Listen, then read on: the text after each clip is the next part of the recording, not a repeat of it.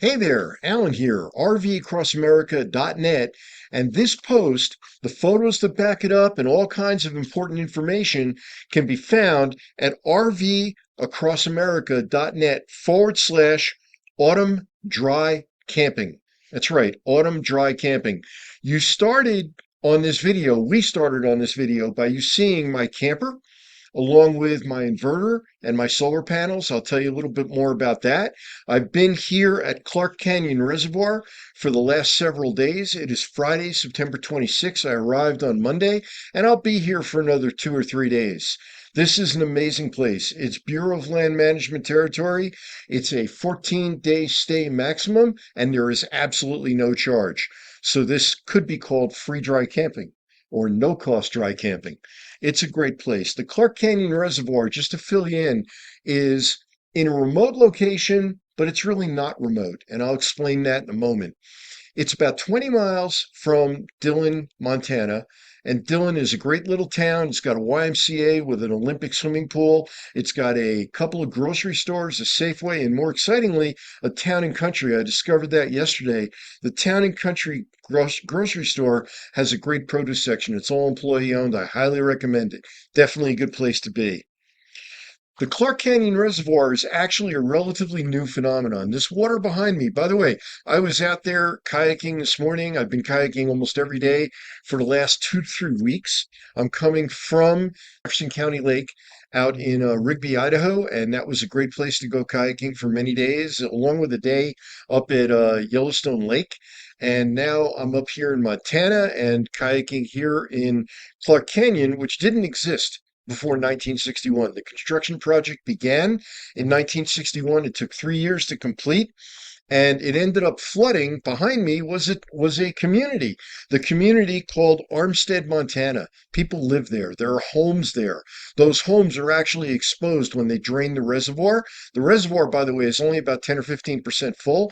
It is an agricultural water body, so the local agriculture makes the ranches and such make use of the water.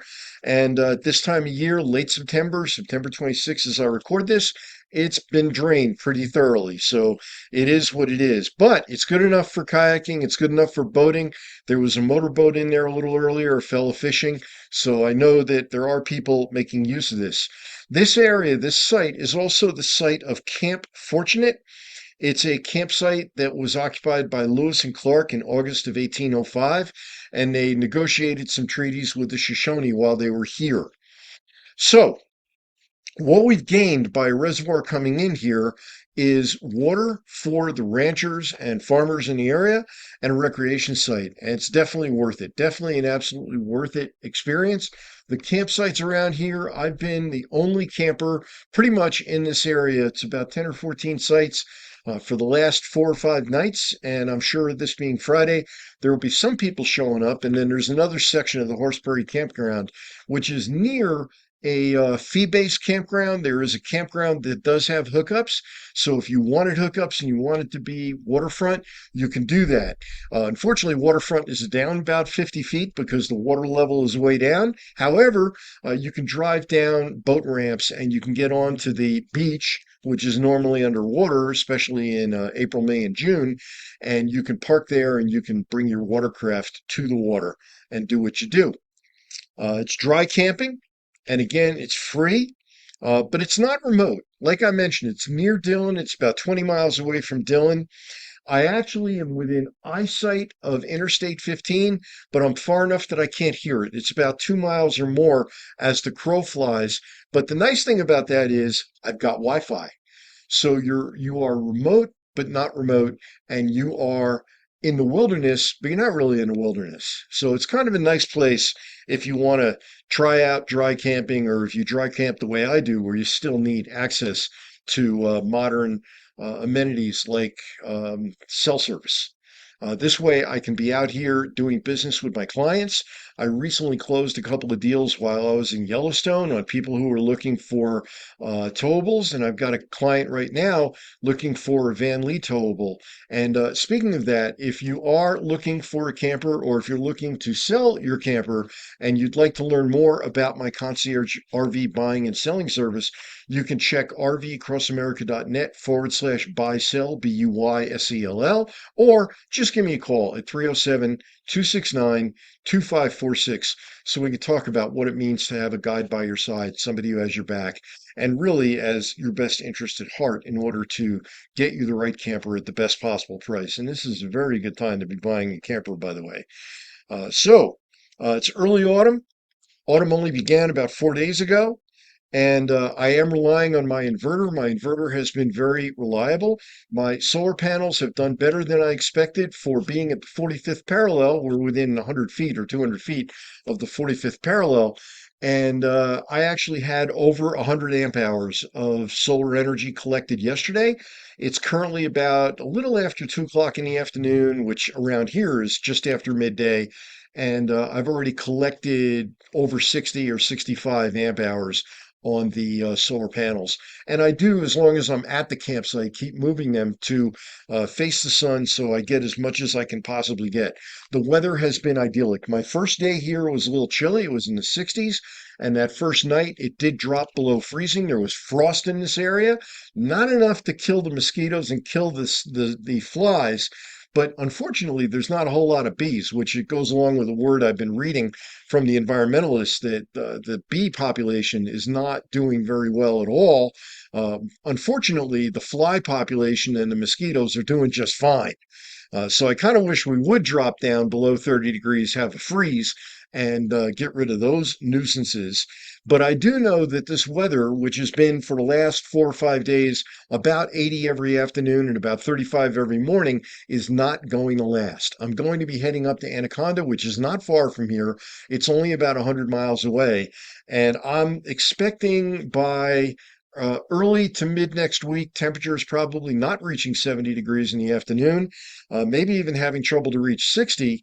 And by the 10th or so of October, the long range computer models are hinting at the possibility of snow, maybe at higher elevations, maybe up around 7,000 feet, which is not far outside of Anaconda, or maybe in Anaconda itself, which would be at 5,400 feet. That reminds me, if you are an RVer and you are going to be RVing during the colder weather, you're going to want to have an RV skirt. And I'm going to recommend an RV skirting company to you. They're based out of Boise, Idaho. They do custom work. They'll do work on site in Boise. They will travel to you if you're within a few hundred miles of Boise, but they also have kits they can send out. So they'll do work nationwide by sending a kit to you, shipping a kit and instructions on how to install it and such. Of course, coming to them is better because they are really custom builders of RV skirts, and they stand behind their product for years. I was just there a few months ago with a 7-year-old skirt, and they didn't even charge me to make some updates in some of the grommets and such that had gotten bent during work. So I highly recommend them. Check out rvcrossamerica.net/RV skirting. Looks like I got a neighbor pulling up. Check out rvcrossamerica.net/RV skirting, or just give me a call and I'll get you in touch with the owner and we'll get you a special price. If you go through me or if you call Dave directly, if you go to my site and check that page, call Dave directly and say, hey, Al sent me. He'll give you a special price on the work. So again, that's all about RV skirting. Lastly, I was in Ennis yesterday. It meant that I went through Virginia City. I stopped in Virginia City on the way back, had some ice cream. Virginia City is mostly a summer thing. A few of the businesses were still open. It's a recreated gold mining town from the 1800s. It was from the vision of a gentleman in the mid 20th century that said, we've got to preserve these buildings. We've got to preserve this mark of America, this period of American history. So Virginia City and just below it, Nevada City, I'd highly recommend visiting and stopping.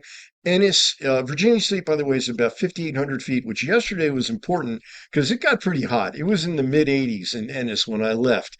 I found a place called Yesterday's, which makes a great tuna melt, and I had that yesterday in Ennis. And I got to Ennis because I wanted to go kayaking in Ennis Lake and check out the RV camping situation. I checked out a couple of sites that are both free for 14 days, and they're waterfront.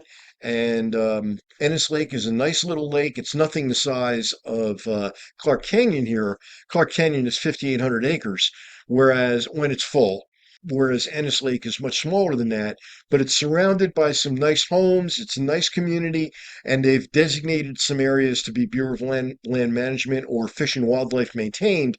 So they also are 14 days for no charge. Ennis and the lake are at about 5,000 feet. Anyway, Alan here. Enough to share. This is great stuff, but you've got to go over to the post. See the photos that I put up there. It really gives you an additional flavor. I'll put in some additional links. And again, the post is going to be at rvcrossamerica.net/. Autumn Dry Camping. Again, Alan here. Thank you. And it's a pleasure bringing this kind of stuff to you. And I look forward to bringing you more as I head off to Anaconda and the weather begins to fall apart. I'll probably have more time to spend inside and do this kind of thing. Thank you and have a good day.